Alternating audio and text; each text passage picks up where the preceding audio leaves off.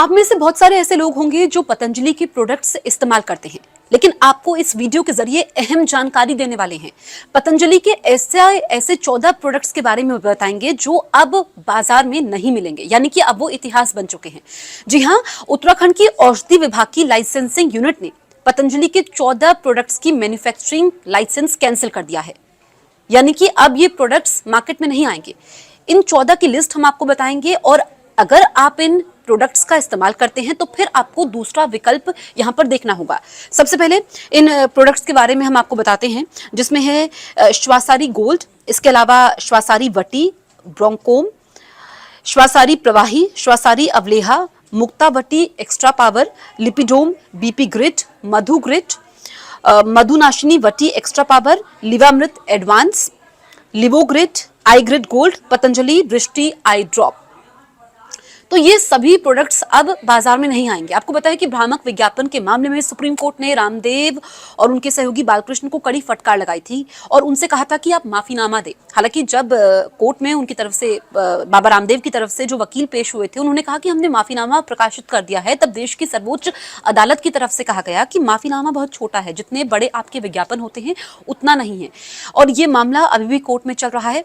इससे पहले हमने देखा कि जो ये उत्तराखंड की औषधि विभाग की टीम है, इसने सुनवाई चलते हुए कल कोर्ट में हलफनामा दायर किया सुप्रीम कोर्ट में और ये जानकारी दी कि एक्शन ले लिया गया है। कड़ा कदम यहाँ पर उत्तराखंड के औषधि विभाग ने उठाया है और ये सब किया है। इससे पहले हमने देखा कि बाबा रामदेव माफी मांग चुके हैं, लेकिन सुप्रीम कोर्ट की तरफ से कहा गया कि भ्रामक विज्ञापन अभी भी है, यानी कि लोगों को गुमराह किया जा रहा है इन विज्ञापनों के जरिए। अब ऐसे में पतंजलि की मुश्किलें कम होने का नाम नहीं ले रही है। एक के बाद एक मामले सामने आ रहे हैं भ्रामक विज्ञापन के बाद। अब हम देखें कि लाइसेंस रद्द कर दिए गए हैं। जो दिव्य फार्मेसी है वो पतंजलि के प्रोडक्ट्स की मैन्युफैक्चरिंग करती है, और अब हमने आपको ये लिस्ट बताई है इन 14 प्रोडक्ट्स के बारे में जो अब बाजार में नजर बिल्कुल भी नहीं आएंगे। ऐसे में देखना ये होगा कि बाबा रामदेव अब आगे उनका अगला कदम क्या होता है, वो क्या कहते हैं।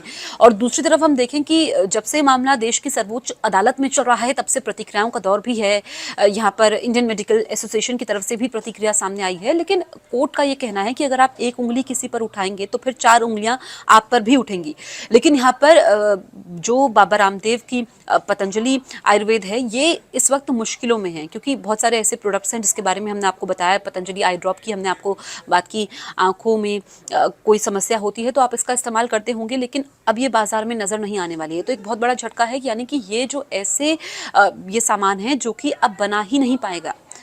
दिव्य फार्मेसी इन सामानों को बना ही नहीं पाएगी और फिर ये बाजार में आएंगे नहीं। इतिहास बन चुके हैं, ऐसे प्रोडक्ट्स अब बाजार में नजर नहीं आएंगे। इसके लिए आपको देखना होगा कि ये कौन सी और ऐसे सामान हैं जो आप इस्तेमाल करते आए हैं, आपको दूसरा विकल्प इसमें चुनना होगा।